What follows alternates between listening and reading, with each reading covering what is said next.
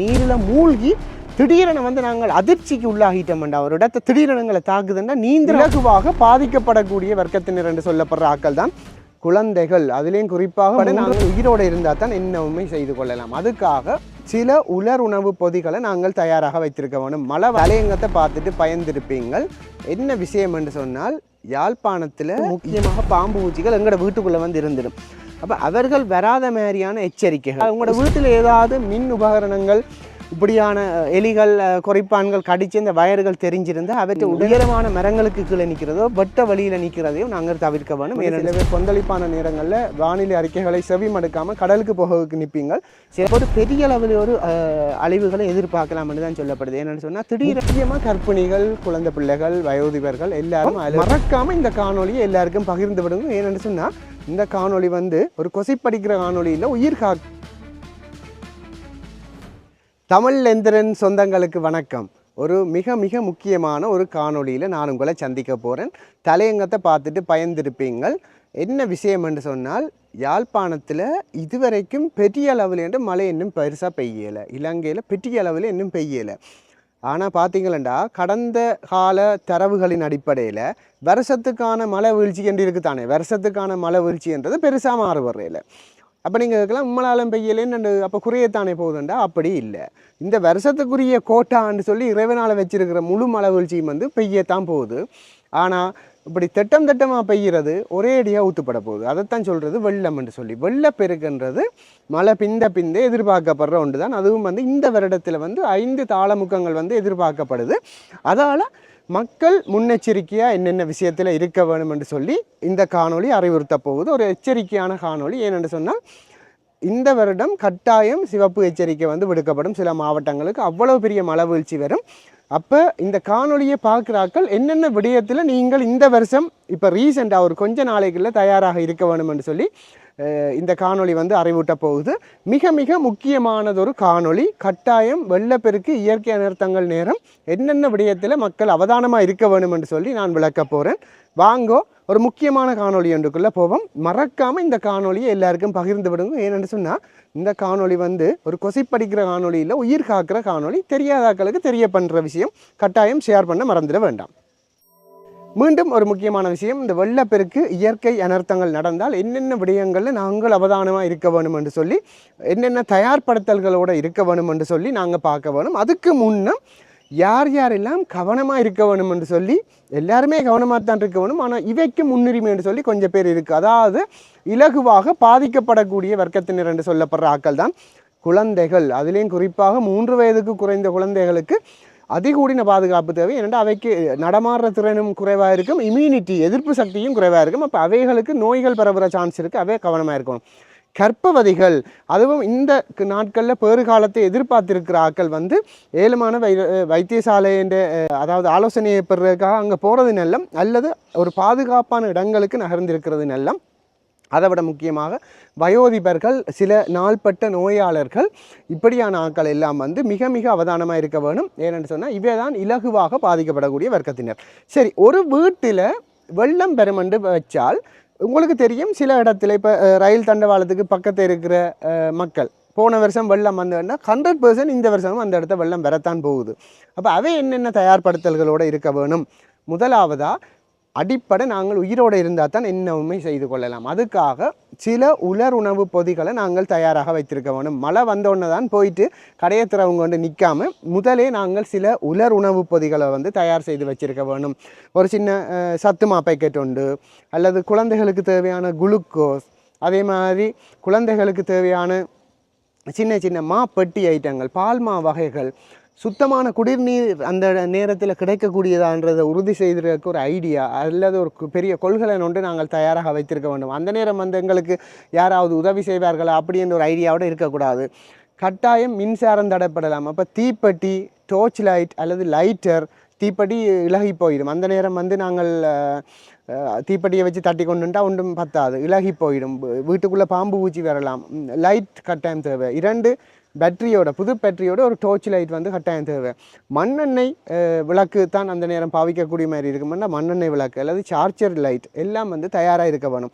இது வந்து முக்கியமாக உலர் உணவுப் பொருட்கள் வந்து கட்டாயம் நான் சொல்கிறது ஒரு அதாவது கன காலத்துக்கு கிடக்கக்கூடிய ஒரு சோயா மீட்டு இல்லை ஒரு பேணிக்கில் கொஞ்சம் பருப்பு அரிசி பாதுகாப்பாக ஒரு வாளிக்கு கொஞ்சம் போட்டு வச்சுக்கிறதால அது மிஞ்சினா நாங்கள் ஒன்று மறிய போறையில் தானே பிறகும் சமைச்சு சாப்பிடலாம். இப்போ இப்படியான விஷயங்கள் கருவாடு இப்படியான உலர் உணவுப் பொருட்கள் இந்த கையிருப்பு வந்து எங்கள்கிட்ட பஃபர் ஸ்டாக் கொண்டு வீட்டை கட்டாயம் இருக்கிறத நாங்கள் உறுதி செய்ய வேணும். அதை விட சின்ன சின்ன மருந்து பொருட்கள் உதாரணமாக வயிற்றோட்டம் வந்தால் உங்களுக்கு தெரியும் நீரிழப்பு ஏற்படும். இப்போ நீரிழப்பை ஈடு செய்கிறதுக்கு அந்த நேரம் இளநீ வெட்டி குடிக்கவோ பழச்சாறுக்கோ சாத்தியம் இல்லை. ஜீவனி பேக்கெட் உண்டு, சின்ன ஜீவனி பேக்கெட் 25-30 ரூபா 50 ரூபாக்குள்ளே வேறு அளவுகளில் இருக்குது. அதை வந்து நாங்கள் வச்சிருக்கலாம்.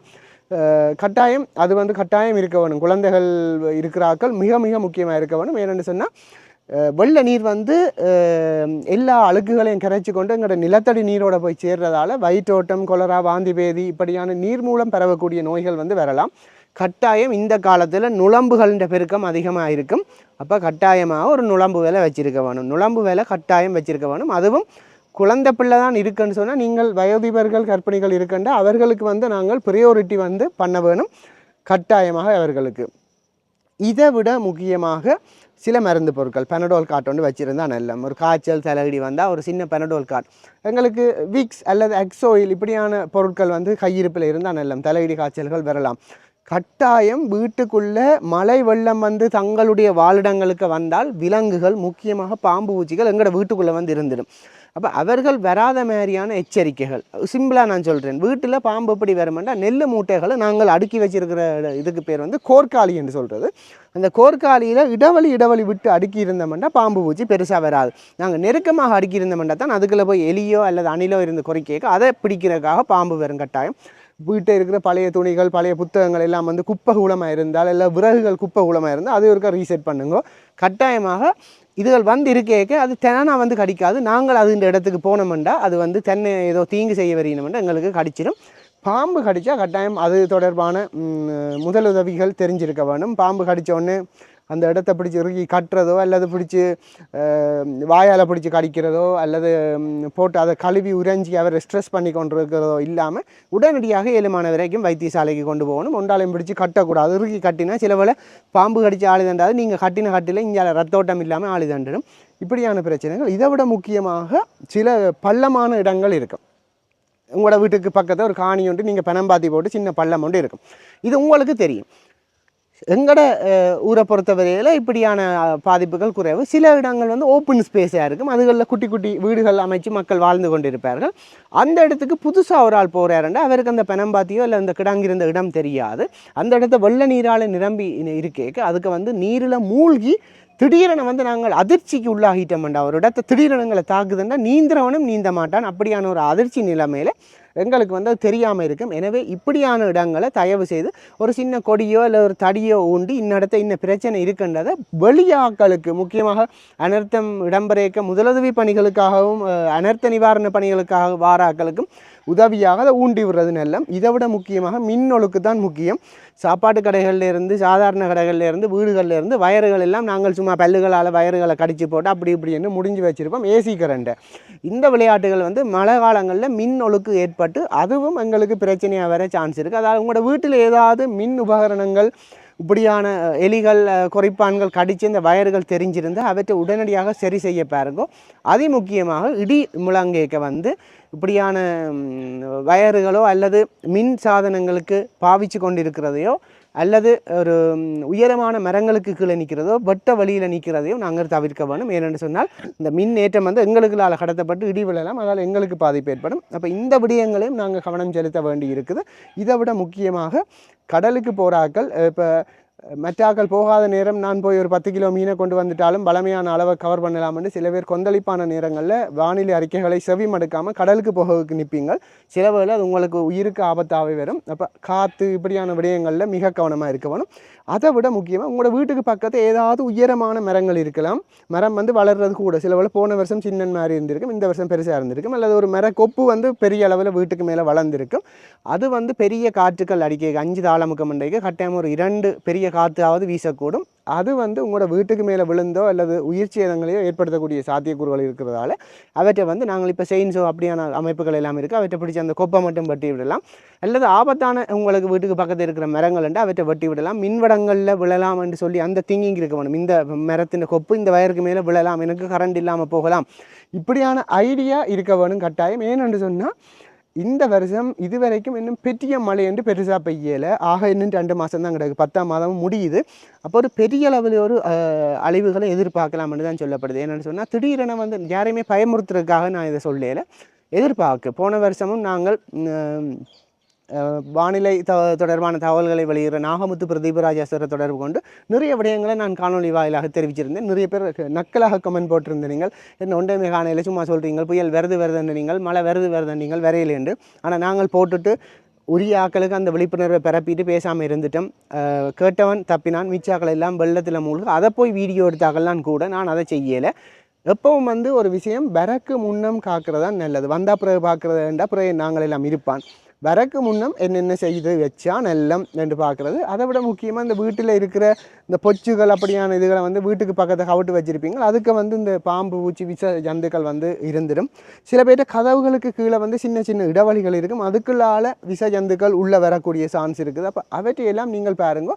முக்கியமாக குழந்தை பிள்ளைகள் இருக்கிறார்கள், குழந்தை பிள்ளைகள்ன்ற சிறுநீர் அந்த அப்படியான வாசங்கள் அவைகளுடைய அந்த டயப்பர் அப்படியான விடயங்களுக்கு விஷ ஜந்துக்கள் கட்டாயம் மழை காலத்தில் அந்த அமோனியா யூரியா மனத்துக்கு வந்து வீடுகளுக்கு உள்ளே வரக்கூடிய சாத்தியக்கூறுகள் இருக்குது. எனவே நீங்கள் உங்களுடைய கழிவுகளை எப்படி முகாமித்துவம் செய்ய போகிறோம் என்று பார்க்க போகிறீங்க. இதை விட முக்கியமாக டெங்கு என்ற பிரச்சனையும் வரும். அதுவும் டெங்கு தொடர்ச்சியான மழை பெய்தால் டெங்கு உண்மையாக வராது. விட்டு விட்டு மழை பெய்கிறதால நீர்த்தேக்கங்கள், இருண்ட பின்னணியுடைய சிறிய நீர்த்தேக்கங்கள், கோம்பைகள், சிரட்டைகள், டயர்கள், பூச்சாடிகள், பெரிய தொட்டிகளுக்கு கொஞ்சம் தண்ணி ஓடாமல் நிற்கிற கொஞ்சம் தண்ணி தான். ஓடுற தண்ணியால் பிரச்சனை இல்லை. இதுகள் நின்று தண்டா எங்களுக்கு வந்து நுழம்பு பெருகும், தாராளமாக பெருகி எங்களுக்கு டெங்கும் வந்ததுன்னா வெள்ளத்துக்கு ஒரு பெரிய கிளிசகடாக போயிடும். கடந்த வருடம் உண்மையாக குறைவாக இருந்தாலும் அதற்கு முன்னைய வருடங்களில் பேரழிவில் வந்து யாழ்ப்பாணத்தில் இந்த டெங்கு வந்திருந்தது இலங்கையில். இப்போவும் வந்து இதுவரைக்கும் 40,663 பேருக்கு வந்து டெங்கு நோய் இருக்குது. அப்போ இந்த வருஷம் எதிர்பார்க்கலாம் மாரி காலத்தில். இதை விட எலிக்காய்ச்சல் என்று சொல்லி ஒரு விஷயம் இருக்குது. போன வருடம் வந்தது என்னென்னு சொன்னால் எலிக்காய்ச்சல்ன்றது இந்த சிறிய சிறிய நீர்நிலைகளுக்கு எலி வந்து யூரின் பெய்துட்டு போனால் அல்லது பன்றி அப்படியான காட்டு விலங்குகள் வந்து யூரின் பெய்துட்டு போனால் அதில் இருக்கிற அந்த லெப்டோஸ்பைரான்னு சொல்லப்படுற பாக்டீரியா கலந்த நீரில் நாங்கள் அள்ளி முகத்தை கழுவினாலோ அல்லது எங்களோட காயங்களில் கையில் காலுகளில் சின்ன சின்ன காயங்கள் இருந்தால் அதுக்குள்ளால் அந்த கிருமி போய் வந்து எங்களுக்கு எலிக்காய்ச்சலும் பெறலாம். கடந்த வருஷம் வந்த ஆக்களுக்கு இந்த அனுபவங்கள் இருக்கும். எனவே இப்போ அதை விட சிக்கன் குனியா இப்படியான பிரச்சனைகள், நுழம்பு மூலம் பெற பிரச்சனைகள் இருக்குது. எனவே இவ்வளவுதான் கதை. 2 மாதம் இருக்குது, ஆனால் இன்னுமே பெரிய மழை வரையில. அப்போ சுகராக பெரிய வெள்ளம் ஒன்று அடிக்கத்தான் போகுது. முக்கியமாக கர்ப்பிணிகள், குழந்தை பிள்ளைகள், வயோதிபர்கள் எல்லாரும் அலர்ட்டாக இருங்கோ. அதை விட உடலை மூடின ஆடைகளை அணிகிறது வந்து இந்த காலத்தில் வெப்பமும் இழக்கப்படாது. அதை விட இப்படியான நுழம்புகள் அதெல்லாம் கடிக்காது. இப்படியான ஆடைகள் அதுகளை யோசித்து வைங்கோ. அதை விட முக்கியமாக உடுப்பு வந்து காயாது இந்த நேரம். அதால் சின்ன பிள்ளைகளுக்குரிய போதுமான அளவு உடுப்பு இருக்கான்றதை உறுதி செய்து கொள்ளுங்க. இது வந்து ஒரு கொஞ்சம் தகவல் தான். உண்மையாக நிறைய கதைக்கலாம். என்னென்ன விஷயம் என்ன முக்கியமாக இருக்குது, என்னென்ன விஷயத்தை நீங்கள் நினைக்கிறீங்க இந்த மழை காலத்தில் என்னென்ன விஷயம் முக்கியமாக இருக்குது என்னென்னு சொன்னால் வளமைய மாதிரி இல்லை. என்னமே பெரிய அளவில் மழை விராட்டி என்ன அர்த்தம், வருடாந்த மழை வீழ்ச்சி ஒரு காலமும் மாறுறதில்லை. அப்போ அந்த மழை வீழ்ச்சியும் பெய்ய போகுது, ஷார்ட் டேர்மில் பெய்ய போகுது. அப்போ பெரிய அளவு வெள்ளம் ஒன்று எதிர்பார்க்கலாம், நம்பிக்கையாக எதிர்பார்க்கலாம். மிகவும் அவதானமாக இருங்கோ. இலங்கையை ஒரு அழிவு பாதைக்கு விட்டு செல்கிற அளவுக்கு கூட ஒரு பெரிய அனர்த்தம் பெறலாம். மக்கள் வந்து பயப்பட தேவையில் ஆனால் அலர்ட்டாக இருந்துட்டோம்னா சோழி இல்லை. இந்த விழிப்புணர்வு பிரயோசனமாக இருக்குன்னு நீங்கள் நினைச்சா மக்களுக்கு ஏனைய ஆக்களுக்கு பகிர்ந்து விடுங்க. இது வந்து யாரையுமே பயப்படுத்துகிற நோக்கம் இல்லை, ஒரு அலர்ட் பண்ணுற வந்தால் பிறகு நிவாரணம் கொடுக்குறத விட வரக்கு முன்னம் காக்கிறது தான் உண்மையான பணி. அதை நான் செய்திருக்கிறேன் நம்பிக்கை எனக்கு இருக்குது. மீண்டும் இன்னொரு நல்ல காணொலியில் சந்திப்போம். மறக்காமல் இந்த காணொலியை லைக் செய்து ஷேர் பண்ணி விடுங்கோ. சப்ஸ்கிரைப் பண்ணாமல் நிறைய பேர் பார்க்குறீங்கள். இன்றையோட 20,000 பேர் இந்த சேனலில் இணைந்திருக்கிறீங்கள். அதுக்கு முதல் நன்றி கூறி என்ன ஒவ்வொரு வளர்ச்சி பாதையிலையும் ஊக்கம் தந்து தட்டி கொடுத்து ஒவ்வொரு கருத்துக்களை பரிமாறின உண்மையான சொந்தங்கள் அந்த பேருக்கும் என்னுடைய மனப்பூர்வமான நன்றிகள். மறக்காமல் இந்த காணொலியை உங்களுடைய கருத்துக்களை பகிர்ந்து ஷேர் பண்ணி விடுங்கோ. நன்றி, வணக்கம்.